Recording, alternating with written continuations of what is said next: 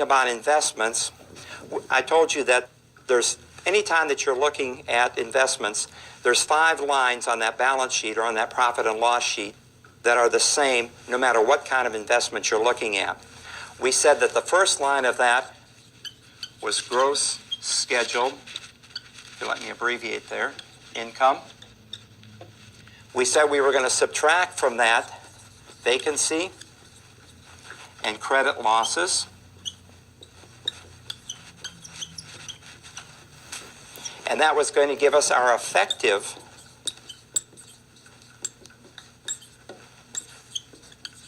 gross income. And then we said we subtracted from that operating expenses. And you remember when we talked about operating expenses, we said operating expenses consist of the expenses necessary for the day-to-day operation of the property, but they did not consist of depreciation or a payment on the property. You remember that? So we subtract the operating expenses, and we came up with that net operating income. And remember, we abbreviated that NOI. Okay? Now, where the tax shelter portion of this comes in, where the depreciation comes in, it comes out below this line. So, for example, I'm going to plug a couple numbers in here. I'm going to erase this a little bit so I've got some room here.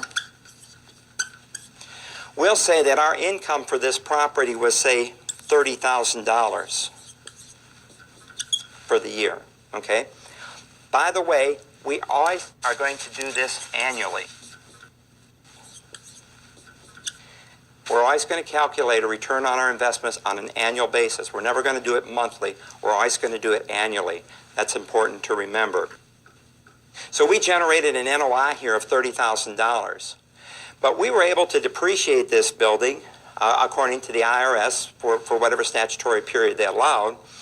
And we'll say that our depreciation on this building was $40,000 for this calendar year. Now, depreciation is an expense that you can take on your tax return that you did not have to pay for out of your pocket, because the IRS allows us to say that our buildings are wearing out, which they really are, on an annual basis. And so we can subtract an overall expense for the general wearing out of that building. That's what we call depreciation. Now, we subtract this depreciation here. Okay? We had a $30,000 income. We subtracted our depreciation of $40,000, and when we reported it to the IRS, we reported a $10,000 loss on the property. Now, we had a $10,000 loss according to the IRS, but depreciation is something we don't have to pay for. It's not like utilities, property taxes, property management. So therefore, our cash flow out of this property was actually our $30,000. So we had an income of $30,000, and we reported to the IRS that we lost $10,000. So we sheltered this $30,000. But now, in addition, there's another benefit there. Because of this $10,000 loss, we can use this $10,000 loss to shelter $10,000 of an income from another source. And so, say that we're in a 30% tax bracket, and I'm not going to confuse you with the high math here, but take my word for it, this is correct. Say we're in a 30% tax bracket. That means we saved an additional $3,000 in taxes on our other income because of this $10,000 deduction. Therefore, let's do the math on this. We got $30,000 cash flow out of this, and we saved $3,000 in taxes. So we can add those two numbers together.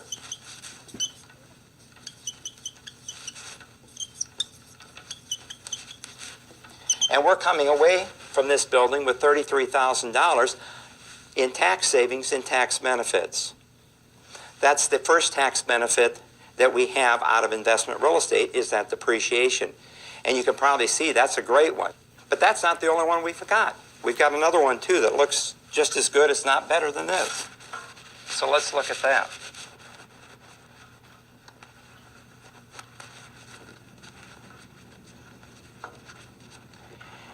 Now, when we purchase a property, that purchase price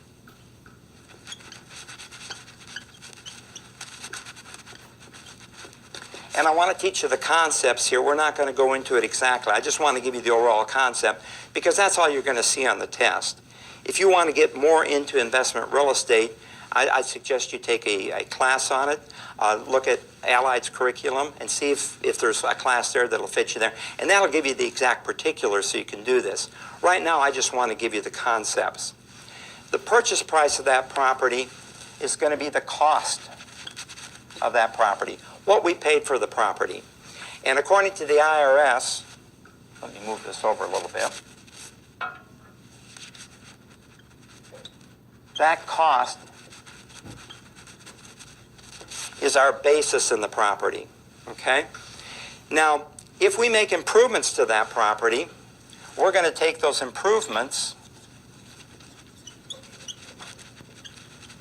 Now, maybe those improvements are we added a parking lot to the property, we paved the parking lot, we added another building to the property, we put an addition on the building, those type of improvements to the property. We add those improvements to that basis, and of course we're adding a dollar figure, and that's going to be our adjusted basis in the property. Now, when we sell that property, we've got our sales price.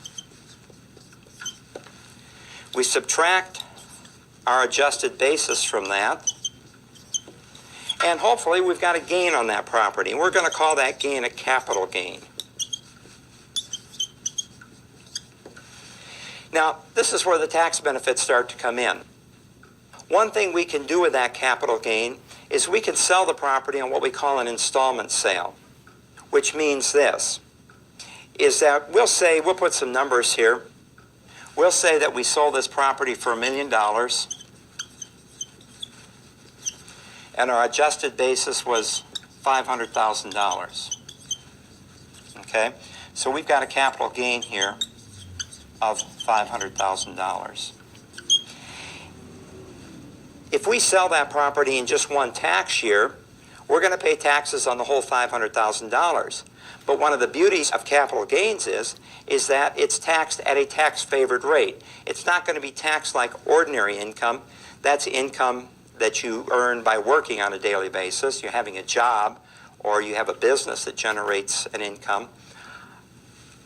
Capital gains are taxed at a tax-favored rate. And that rate, of course, is going to depend upon the other tax bracket that you're in.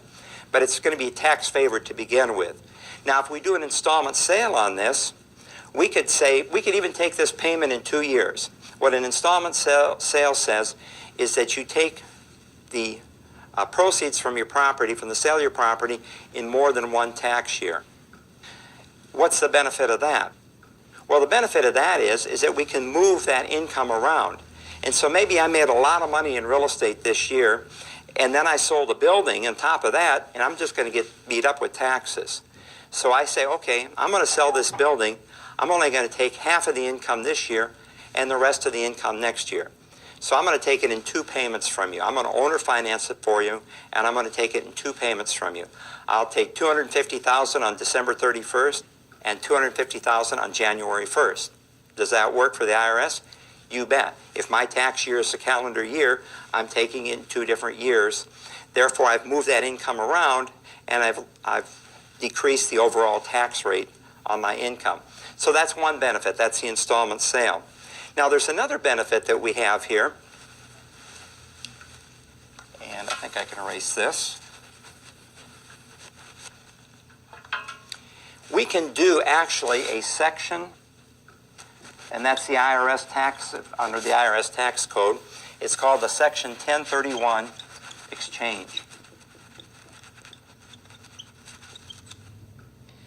Now, without getting into the technical mechanics of this, because you're not going to see test questions on that, what a 1031 exchange says is this, is that I can take my building and I can trade it for a building of equal or greater value. And most of the time, I'm going to be trading up. And basically what I can do with that is I can take this $500,000 capital gain and I can move it into my next building. And so I don't pay taxes on it. That exchange is not a taxable event according to the IRS. And so I can just take my gain and I can move it to the next building. And then a few years later, I can move it to another building. A few years later, I can move it to another building. You get the idea. I'm never going to pay taxes on that gain as long as I keep doing an exchange. In my office, we did an exchange a couple of weeks ago. So, not unusual in the marketplace. Another advantage of the exchange is this, is that as you move that equity from building to building to building, you say, well, Tom, when can I ever get my money out? Well, what you can do is, you're going to be having that equity buildup. You can actually borrow your money back out of the building. You can put a loan on that building. And borrowed money is not taxable. So you can keep exchanging, and still take income out of the building and not pay taxes on it. That's a benefit that you don't see in any other investment. So that's the two benefits, the tax benefits, or maybe three there, I guess, would be the installment sale, the Section 1031 exchange, and the tax-favored interest or tax-favored tax rates when you sell that property and you generate a capital gain. Okay, let's move on from there.